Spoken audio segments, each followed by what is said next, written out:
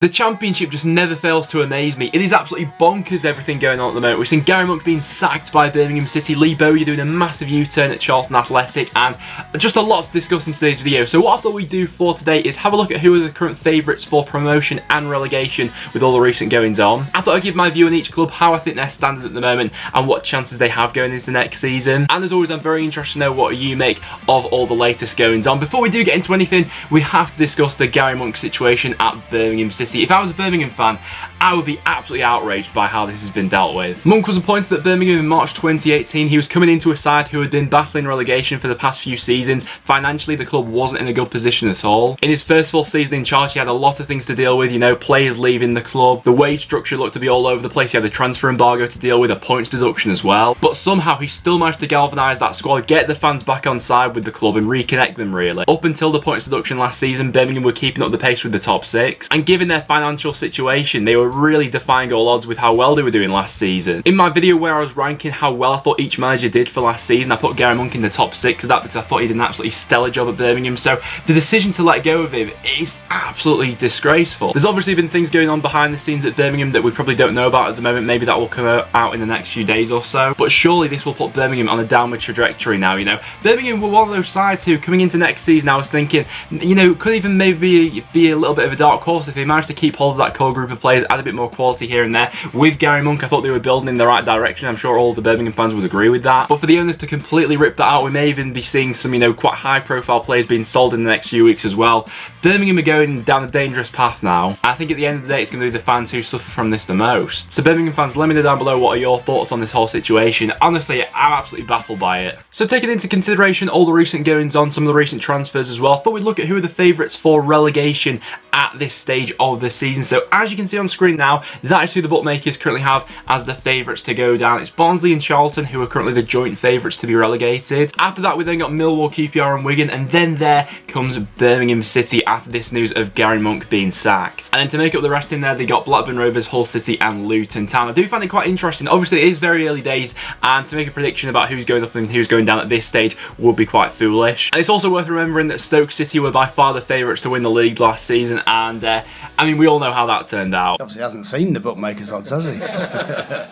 But I do find it interesting nonetheless. So two of the promoted clubs being the favourites for relegation at this point in time, both Barnsley and Charlton. When the new side does get promoted up to the Championship, there is that impression that they're going to be sort of backs against the wall. It's going to be a tough grind of a season for them. But you get a side each season who comes up and surprises people. You know, when Preston first came up, we went on to finish 11th, had a very good season. Sheffield United did very well in their debut season. Blackburn last season I thought did very well. I think with Charlton especially, they do find themselves in a bit of a difficult situation. Keeping hold of Lee Bowyer is going to be absolutely massive for the upcoming season for them. But I mean, looking at just the squad they had playing at Wembley against Sunderland, a lot of those players were either on loan or their contracts have run out and they've now left the club. You know, Patrick Bauer for one's just joined my club, Preston North End. And so the rest of this summer transfer window is going to be absolutely massive for a club like Charlton, or else they really will be up against it next season. And the same can be said for Barnsley as well. They've already shown their intent in the transfer market by splashing out on Luke Thomas. Going down to the other clubs who are currently the favourites to go down this season, Reading with a third club in there. Reading find themselves in also a bit of an awkward situation at the moment with the sort of a soft transfer embargo. In order to bring in players to the club, they need to sell people first. Last season, they really had sort of a resurgence in the second half of the year under Jose Gomez, with the loan players being brought into the club a large part of that resurgence. I think Reading fans will agree that there is quite a lot of dead wood in that squad at this point in time, and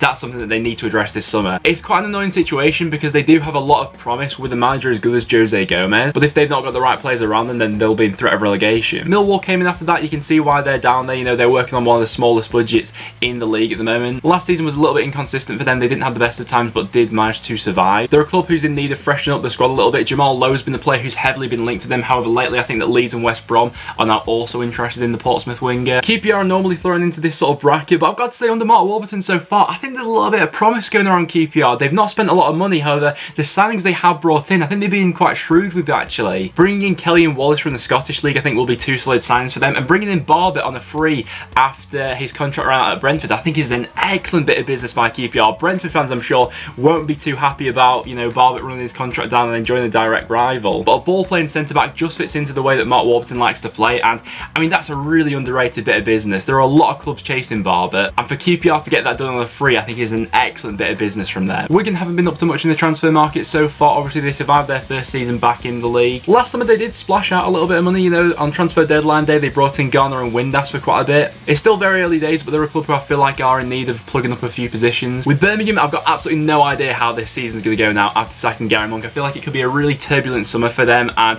I mean, it's really dependent on the player sales now, you know, how much they get for Che Adams if he is going to leave. Djukovic is another player who has been linked away from the club in the past few weeks. Who's going to be the next manager? What's the sort of atmosphere going to be like there next season? All these things could certainly play into it, and if they're not careful, you know, Birmingham could definitely be down there next season. Blackburn were the next favourite to be in and around the relegation zone. Honestly, I don't see that personally. I think they'll be alright next season. I think they'll comfortably be mid-table, if not pushing up a little bit higher than that. I think that Tony Mowbray's working with a project at Blackburn there, and even if there are a couple of player sales, I think that money will be reinvested into that squad, and if anything, I think they'll improve from their finish last season. Hull's another team which I'm also on the fence about a little bit. Last season I was predicting them to be in and around the relegation zone. They really went on to surprise me. This season could be a little bit of a different story. Nigel Atkins has left the club now. Their squad's looking quite thin at the moment, especially if they're going to go on to, you know, lose more players in this window, the likes of Grosicki and Bowen, who have heavily been linked with a move away from the club. Fans still not happy with the ownership there, and if that quality isn't replaced next season, then I could seriously see them being in it. And then Luton were the last side sort of in contention for that last relegation spot. Obviously coming up as champions from League One, I think they got a very good setup going there at the moment, and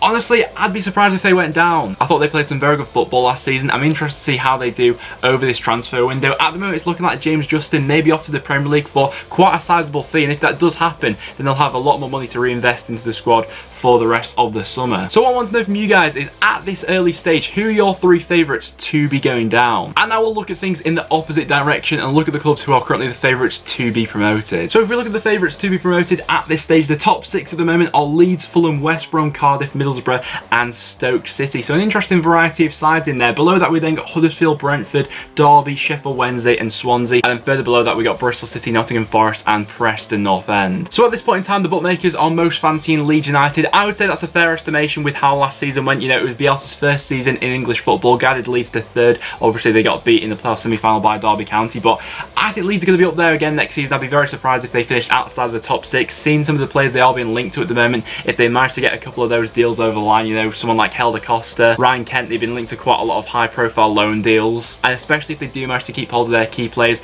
like Kemar Roof and especially Calvin Phillips, I think Leeds will have a very strong push next season. After that, we then got Fulham, who probably on paper have one of the strongest squads coming down to the Championship at the moment. I would be surprised if there weren't quite a lot of player sales going on there, but even so, I think they will still be in contention. They'll have a very good squad. Although with Fulham, there is still that fear of the unknown going in with Scott Parker. It'll be his first full season in football management, and in many ways, I see Fulham being in quite a similar situation that West Brom were in last season. It's going to be a manager's first full season in charge who's got an affiliation with that club. On paper, they have a very strong squad in there, but I don't get the impression, at this stage at least, that anyone's going to completely run away with the league this year. I think it's going to be quite open. West Brom is someone who I'm a bit 50-50 on at the moment as to how I think they'll do next season. Obviously, they made quite a statement of intent bringing in Slaven Bilic, but looking at that squad, I feel like there's still quite a bit of work to do in there. You know, they've got a fairly aging squad, and a couple of positions definitely need to be looked into. At one stage, it was looking like Dwight Gale coming back was completely off the cards. However, in the past few days, there have been a few murmurs coming up that maybe that deal could be back on. And I mean, if Dwight Gale does end up back at West Brom, then that completely propels them up the league next season. With Cardiff, I think they will be in the top six. I'd be very surprised if they weren't challenging for promotion. I think that the way they got relegated from the Premier League, I thought, you know, they probably surprised quite a few people with how well they did. They really challenged, and in many aspects, I thought they were quite unlucky to be relegated in the end. Neil Warnock's got a squad in there that he knows. It's not like they're hitting the reset button, getting relegated, going down. The majority of that squad's going to stay the same. I think that under Neil Warnock, I think that Cardiff will definitely be up there. Middlesbrough and Stoke are two quite unknown packages. Middlesbrough have quite a lot of potential in that squad. Defensively, they were very good last season. Obviously, it's going to be a change now not having Tony Pulis anymore. Going forward and scoring goals was an issue for them next season. That's something that Woolgate's going to need to address in this window, have a bit more creativity going forward. But Stoke are a side who I just cannot figure out. I mean, they didn't particularly end last season that well. You know, they were drawing a lot of games. So far at Stoke City, Nathan Jones only has a win percentage of 14%. However, with the players they're currently being linked to and look to be signing, it does look like the club is now heading in a different direction. For that reason, I think that Stoke are going to undergo a bit of a transformation in the next few seasons. They're going on a project that's starting right now, and for that reason, I'm not sure if they'll be in contention for the top 6 right away. They've got the players in the squad to do that, but I feel like Nathan Jones is trying to develop something there. Huddersfield are a side who could surprise some people next season. At the moment, I'm not all too confident of backing them to finish in the top 6. I think that that's a club who's going to undergo quite a bit of change next season, and the drop from the Premier League to the Championship can be quite a shock to some teams. You know, we saw it last season with Stoke, the season before with Sunderland. It was a really miserable affair for Huddersfield last time in the Prem. They're going to look to hit the reset button this season. In the Championship, they do have some decent players in there. You know, the span of that team, on paper, I don't think it looks too bad, but it's still quite early days to be judging how I think they'll do for next season. After that, we then got the sides who I think will be in and around mid-table, who have the potential to push on and make it into the top 6. First of all, we've got Brentford. A lot of their season is going to depend on player sales. Obviously, their forward three at the moment have been in very high demand on the Championship transfer room around that we've been speaking about a Brentford player leaving pretty much every week now, you know, with Neil Maupay, Ben Rama and Ollie Watkins all being in quite high demand from Premier League clubs. If they are to sell, you know, one or maybe two of those players, they're going to get an absolute fortune for them. And over the past few seasons, Brentford have been very wise, and you know, the players they have sold and then reinvesting that money into other areas. They're a very well-run club, and whatever does happen in this transfer window, I think come the first game of the season, they'll be prepared for the new year. Derby are in a bit of an awkward situation with Frank Lampard at the moment potentially going to Chelsea. I think it would be, you know, written in the stars for Lampard to end up at Chelsea and then Garry Monk then take over at Derby County. I think that transition will be absolutely seamless. So until anything is confirmed with Lampard, it's tough to gauge where Derby are at this point in time in the season. Obviously, a lot of their season last time was quite dependent on loan players, Harry Wilson, Mason Mount and Tomori being all key players for them. For the last few years, Derby have been edging around FFP. I think that that's another thing that could be quite prevalent for their season this time. And the same with Sheffield Wednesday as well. They're currently under a soft transfer embargo. However, word from the club looks like they are quite confident in that being lifted in the next few days. I think Steve Bruce has come out and said he wants to add 6 new players to this Sheffield Wednesday squad. With the way they were under Bruce last season, it would be foolish to rule them out of anything. The only thing that will be holding them back would be their financial situation. Swansea are one of those clubs who could be a little bit of a dark horse. They have let go of Daniel James. They lost their manager as well. But I get the impression Steve Cooper will be a fairly good fit there. It is a very young squad, but they played some fantastic football last season. Possession-based, playing out from the back, albeit that they did shoot them in the foot a couple of times. They conceded some, you know, quite questionable goals. Swansea are capable of having the top 6 push. It's just a question of how much the owners want it and how much they're going to invest. When I was looking at the odds, I was a little bit surprised that Bristol City were so low down in the chances for being promoted, if I'm being honest. I would fancy them over quite a few of the sides who I've previously mentioned, but Bristol City I think will kick on from next season. I think in previous years they have underachieved, but last season they really showed what they could do. They fell short of the final hurdle, but were challenging in and around the top 6 for the majority of the season. Lee Johnson's got the backing of the board there, and I think that over the past few seasons he's already been able to assemble a squad that is capable of challenging. Nottingham Forest are a really weird one to talk about because looking at their squad, they are more than capable of comfortably finishing in the top 6 in my opinion. They've got some brilliant options all over the pitch. At one stage last season it looked like they would go on to do that, but things slowly started to fall apart, and now under Martin O'Neill, I'm not sure where I stand on Forest at the moment. They ended the season sort of fairly well with their last few games, but with the whole Martin O'Neill tenure so far, there has been quite a few doubts from Forest fans. I think if some of their forward players are given a bit more license next season, they have a bit more luck with the referees as well, then they're capable of sneaking up there. And then finally Preston North End, the bookies aren't really fancying us for anything next season. We're not in contention for relegation or promotion according to the bookies, so it's typical Preston really, but I think that that could sort of play into our hands a little bit. Being the underdog, I think that we could fly under the radar of a few sides next season, with us not really having anything to shout about from last season. We were bottom of the league after 11 games, really had a resurgence at one point, looked like we may go on to challenge for the top 6, and then we fell off towards the end of the season. I think a lot of things do need to fall into place if Preston are eventually going to get into the top 6, you know. Suspensions, injuries, all of that needs to go our way. We need to have a flawless summer transfer window, which has started out fairly promising. We've signed Patrick Bauer from Charlton Athletic. Last season, probably our defence was our weakest area. I really do enjoy the partnership between Ben Davies and Jordan Storey, but sort of a dominating, strong centre-back who's good in the air